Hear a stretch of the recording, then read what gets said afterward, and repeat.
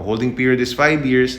Kung mag-withdraw ka in less than 5 years, meron tayong parang mga exit fees. Pero okay lang, no? Kung nag-return ka ng 7% per year, right? Sa 3 years, let's say 20%, 21%, meron kang 3% charge. So okay lang, no? Mag-net positive ka bukod sa mga dividends.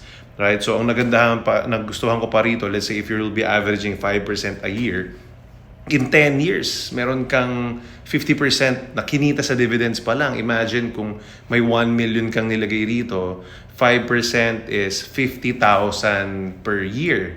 Alright? So in 10 years, that's 500,000 dividends earning pa lang.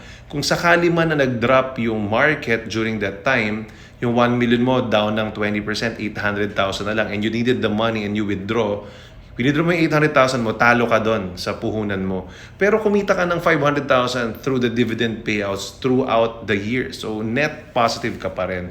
And that's